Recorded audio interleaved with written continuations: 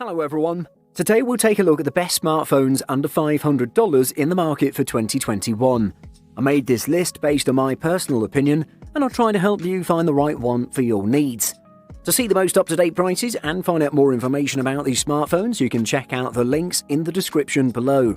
Before we start, I have a question for you guys. Which smartphone are you using right now, and what is your opinion on it? Let me know in the comments.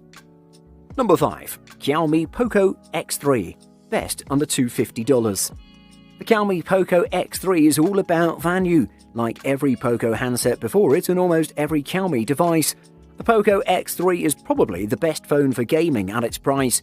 It has a large, well-spec'd screen, loud stereo speakers, and its Qualcomm Snapdragon 732G processor handles titles such as Fortnite far better than the Snapdragon 665 and Exynos 9611 phones that you might buy for the same cash.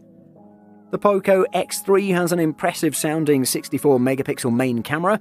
It takes good shots but suffers from significant purple fringing, more so than the majority of rival phones in this price range. The Poco X3 NFC has just about the most advanced display at the price. This is a 6.67-inch IPS LCD panel of 2400 by 1080 pixel resolution and has a trim punch hole for the front camera. While impressive, they alone don't make the Poco X3 screen special. It's the 120Hz refresh rate that does. Most budget phones come with a screen that refreshes 60 times a second. It's in the app menu where you'll notice this most. Your current phone may not look clunky in motion, but put it next to the Poco X3 and you'll be proven wrong. If fast refresh rates or gaming is important for you, then you won't find a better phone than this at this price range. Number 4. Moto G Power 2021. Best battery life. This year there are 3 new G-series phones, including the Moto G Power. Arguably, this is the device with the widest appeal. There's no stylus included, but it's got more muscle than the G Play, and it has a big honking battery. The G Power is a plastic phone, but it's less ugly than last year's G phones, which had glossy plastic shells that became smeared with fingerprints the instant you picked them up. The G Power ships with Android 10, and that's one of the most notable strikes against it. Since this is a budget Moto phone, the company promises just one major OS update, which will bring the G Power up to Android 11. This device runs on a Snapdragon 662, which is a perfectly capable ARM chip from a hardware perspective. The 3GB RAM in the base model is also a bit on the anemic side, but it still works well. Simple games can run well enough on this device, but the graphics often take a substantial step down compared to more powerful phones. The Moto G Power has a squircle-shaped camera module on the back with 4 evenly spaced things. You turn to the Moto G Power 2021 because you want a phone that goes a long time on a charge, and with a 5000 mAh battery, this is a phone that can deliver on that promise. Number 3. Google Pixel 4a. Best camera. Most of the Pixel 4a's strengths really made me appreciate Google's cheap phone. The battery life, the size, the headphone jack are all fantastic. But one thing ended up getting in the way of me keeping the Pixel 4a. The Google Pixel 4a is the perfect size if you like small phones. The 5.81-inch display might seem big on a spec sheet, but the small bezels and punch-hole camera can make this a truly one-handed phone. Also, it's quite light at just 143 grams. It felt like I was holding a toy the entire time I used the phone. As for the display, it's good. Google went with a 5.81-inch AMOLED panel that really didn't make me miss the Quad HD resolution of other flagship phones.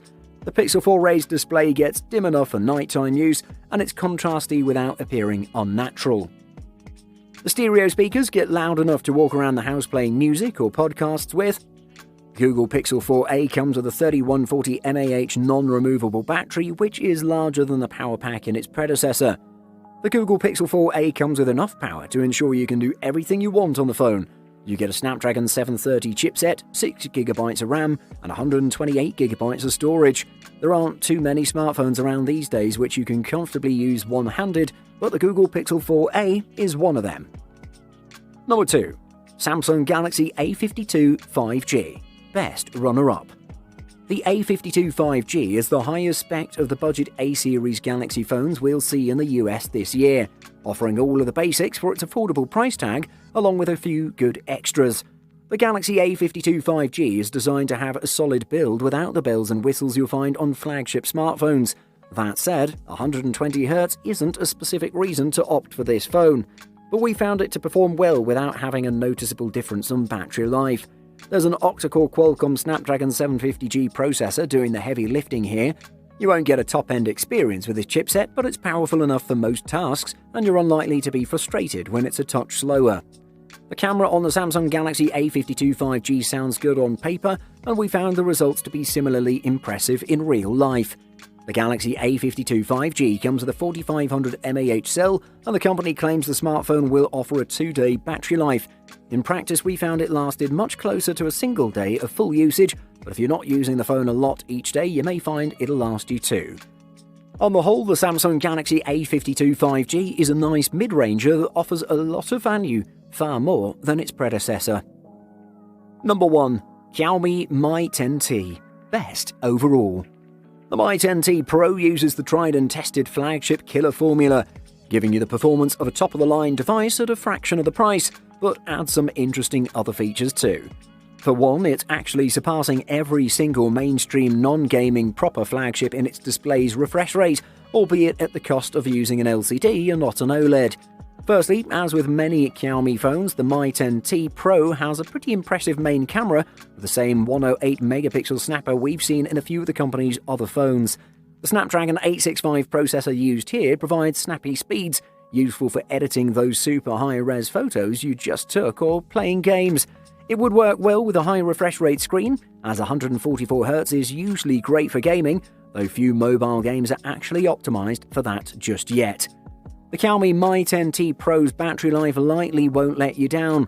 With its 5000 mAh battery, which is one of the biggest you'll find in a smartphone, a handset will easily last you a day. You're getting a mostly delightful package which includes smoothness on par with the best out there, a performance that's top-notch, a main camera that's better than anything else we've seen in a flagship killer that isn't the Galaxy S20 FE, amazing battery life, and a screen that punches way above expectations for an LCD. Buying guide. RAM. RAM is one of the most important aspects of budget phones. Some folks will look at the processor, and that's fine, but in my experience the RAM will make or break a phone. Fortunately, we're living in a world where even the low-end phones are coming out with 2GB of RAM. By today's standards, that's the very bare minimum a phone has to have to be usable. I've used phones with less, and it's not pretty. RAM is more important than processor in the end. Build quality. Putting together a budget-friendly phone is generally straightforward. Use as much plastic as you can. Plastic is crazy cheap and cheap feeling, but it's also a pretty good material to use for a phone. It's somewhat durable and can generally survive a fall or 3. If you're planning to throw your phone in a case, then this probably isn't a big issue for you. Occasionally, a mid-range phone OEM will throw in some aluminium rails, which is nice. Generally, you won't find anything better than Gorilla Glass 3 covering the screen, so anything you can find over that is an upgrade. Battery. The battery usage differs from user to user depending on the way he or she uses the smartphone. If you're a heavy user and work on apps, play games, stream videos and more, then go for a smartphone with at least 3500 mAh battery or above. If you're an average or light user,